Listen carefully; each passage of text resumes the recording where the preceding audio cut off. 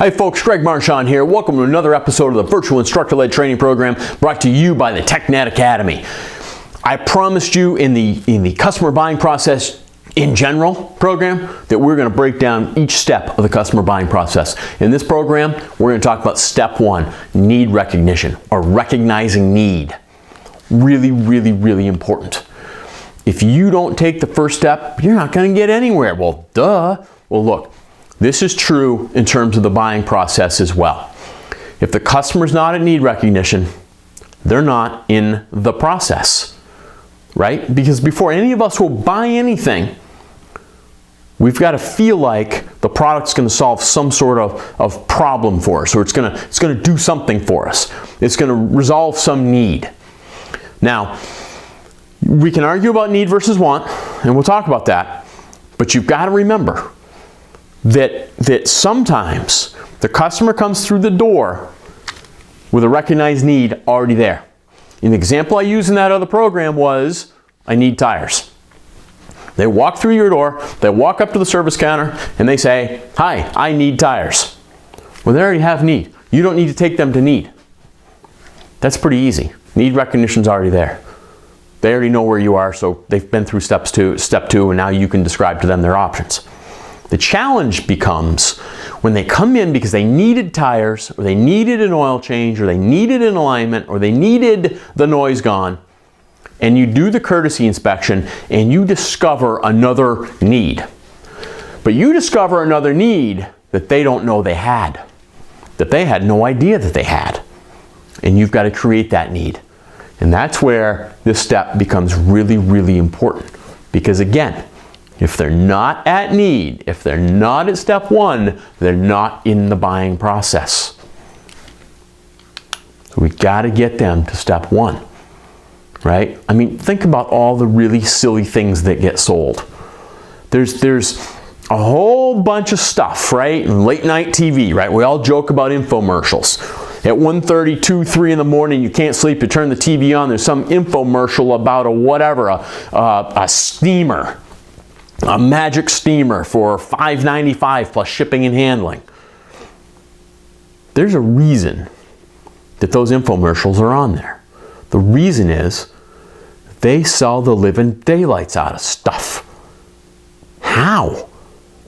I mean, are these people crazy? I've got a neighbor that the UPS guy calls his QVC queen because he's delivering stuff to her every single day that she's bought off of the TV. What, are they nuts? No. The infomercial folks are really, really good at creating need. Nothing will get purchased unless there's need. All right? So think about that. I mean, a customer will spend $1 billion on whatever thing that they saw on late night TV, but they hesitate about $200 in a car? Holy cow. It's because of need. It's because the guy or girl on TV created the need for that gizmo, whatever it is. And the service advisor has not created the need to spend that $200. Need recognition is really, really important. If you think you need it, or if you believe you need it, you will move heaven and earth to go get it. If we think something's going to solve a problem, we will rationalize, justify, whatever we got to say, do, or think, we will to get it, to acquire it. If we know a product is the answer to even peace of mind, we'll spend the money. You know, we talk about want versus need. Well, sure, but what do wants become? What do wants become? Is it the same? No. But think about it. Think about it. Boy, you know, that thing would be really nice to have. Whatever it is, new chainsaw. Boy, look at that shiny new chainsaw. Oh, I could use a good chainsaw. And then your spouse is saying, what's wrong with the one you have? And you're thinking, well, really nothing, but look at that one. I want that. No, actually I need that. You know, the one I have is getting older. It's not as reliable anymore. And you know, that bar keeps loosening up. That could be a dangerous situation. And we start rationalizing the want until we get to, I need this. Think about it. Watch your own behavior in your own mind.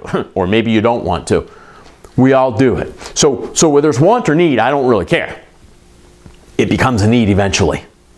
And if you as a service advisor can create need with the customer, you've got them into the buying process. And the thing is, many times you have to create need. When does a customer, let's just talk about automotive service. When does the customer determine the need for a repair, maintenance, or whatever other purchase? And when I ask this in class, these are some of the answers that I get. When the vehicle breaks down, well, that's pretty obvious. It doesn't go anymore, so I need it fixed. When they see, feel, or hear something different, a vibration, a noise, shimmy, somebody bumped into my bumper and broke it. When they see, feel, or hear something different, they perceive a need. When a light comes on, be careful with this one though, right? Because where's their need at? Their need is for the light to be out. Their need may not be for the catalytic converter that will make the light go out. But they perceive a need. The light is on, I need the light off. You need to create the need for a catalytic converter. Maybe it's when somebody suggests they need something. An example I use a lot is Uncle Joe at the whatever family gathering says, hey, look, those little silver things sticking out of your tires, that's really bad. You need new tires. Oh, you need an alignment too. Because I trust Uncle Joe, I am at need because Uncle Joe said I was at need with tires and an alignment. So it can be kind of obvious, right?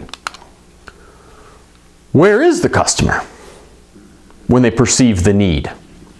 Well, they could be in the car, staring at the car, driving the car, riding in the car, right? Examples from before. They could also be on the phone. Huh? Looking at an email? What? Seeing a text you sent? Standing at your service counter? Why? Because sometimes they perceive need because you created the need. You created the need. See, you've got resources that you use every day to help create need for the customer. And what I want to get at here is that oftentimes in the automotive service environment, with the courtesy inspection, you are the one that creates the need for the customer. And so they may very well be on the phone, in front of their computer, standing at your service counter when they perceive the need. And why are they going to perceive the need? Because you've played show and tell with them. You showed them that those brake pads were all but worn out. You showed them the cord sticking out of the tire. You showed them the loose ball joint. You let them listen to the noisy lifter. Maybe you sent a video to them. Maybe you sent a picture to them with your electronic inspection sheet. That's pretty cool. Maybe you showed them a virtual vehicle animation that as a TechNet shop you have access to. It's a great tool. Folks, if you use it, it's a great tool. Use it, please. Maybe you showed them some sort of reference material. But you use these resources to help create need with the customer. You see, it's not enough for you to just say to the customer, you need this. You have more information. You know they need it. You know why they need it. You've seen what happens if you don't fix that or don't do that maintenance, whatever it may be. You know already. You understand the need. You, the service advisor, need to think about the customer and how they perceive the need and how they understand the need and the fact that they probably don't. And so you employ your resources to create that need with them. Use virtual vehicle. Log into virtual vehicle. I mean, look, some shops have it running on the television in the waiting room, just so customers can look at it. Now, I don't think that's a really effective use of it. I think the more effective use of it is on an iPad or on your terminal at the counter, where you can pull up that system, and when you bring the customer over or when you go sit next to the customer and you pull it up on your iPad and you say, let me show you the system that we're talking about. And a really pretty sexy animation plays, and they go, wow, and they're probably a little bit hung up on the technology, not really listening to you, but it will fill them in on some of the things you can't show them. You can't show them how a timing belt works where, I mean, you can point to it, but nobody's going to pull that timing cover off to show the customer a timing belt. But you can have a bent valve on the counter to get them to ask, hey, what happened to that? Oh, that was somebody didn't replace their timing belt. Oh, now all of a sudden, what did you do? You just created the need in the customer. Well, do I have a timing belt? Because that doesn't look good and I don't want that happening to my car. You can then show them the virtual vehicle animation of what the timing belt does and what happens when things go awry with the timing belt. Use virtual vehicle. It's a tremendous tool that TechNet shops have available to them. If you don't know how to log in, please contact your TechNet professional rep from Advance and they will show you how to log in. They'll make sure you know your logins and use the tool. It's a tremendous asset you have access to. Can you use old parts, worn parts, dirty parts, comparison tray? Yes, you can. You've got these resources that create need for the customer. When you say to me, Greg, you need a transmission flush. Now, I was a technical guy for 25 years. I know what you're talking about. I get it.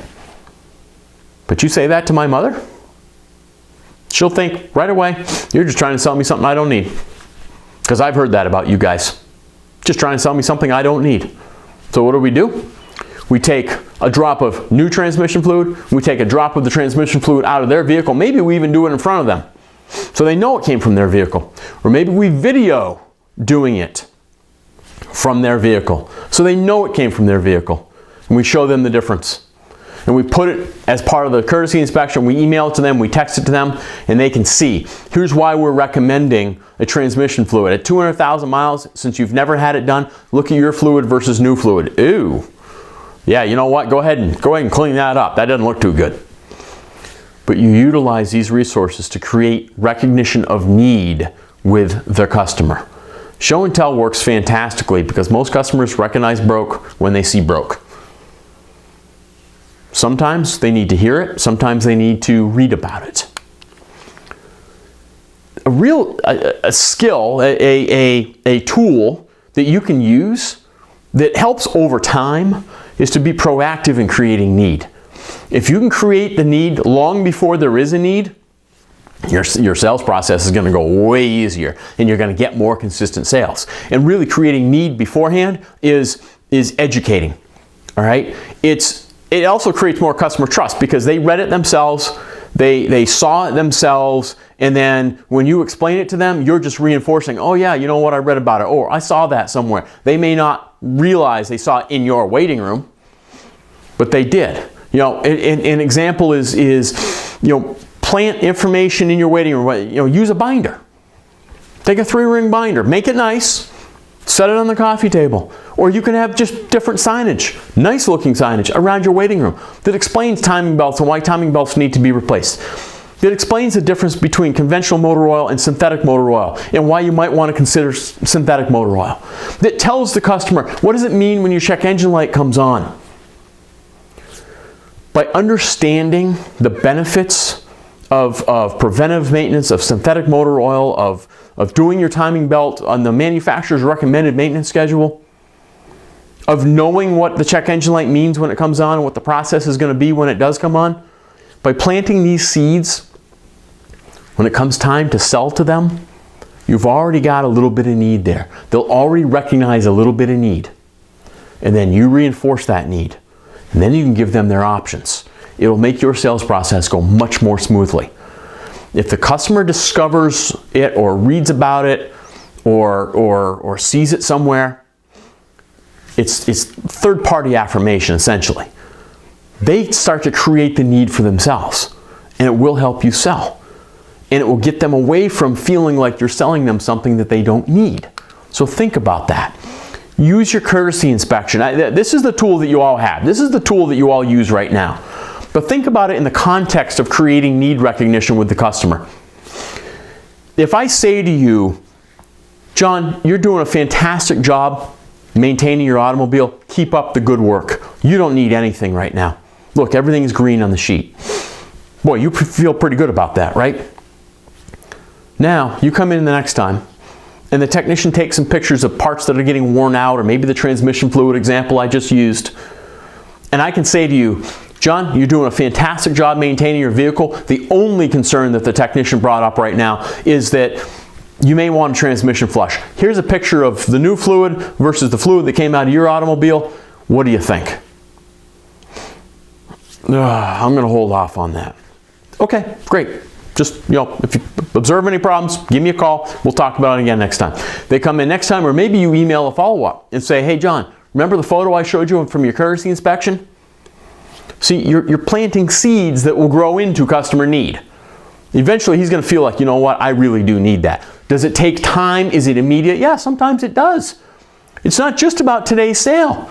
It's about future sales. It's about the combination of today's sale and the future sales. Because oftentimes today's sales come from seeds that you planted in the past. But it's all about creating need until the customer feels it. Always remember, never forget. Ask yourself if the customer is at need as they stand there in front of you at the counter.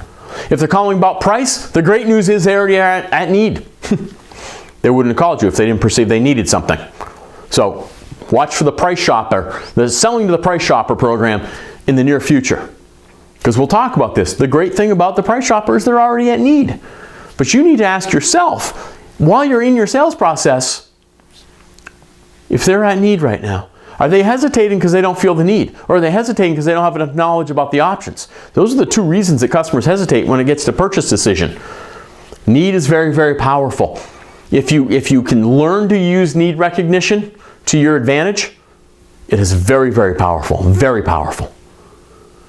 So remember, create need recognition. It's the first step in the buying process. If you can do that, you've got it. Folks, thank you for watching. Until next time, keep up the great work and never stop learning.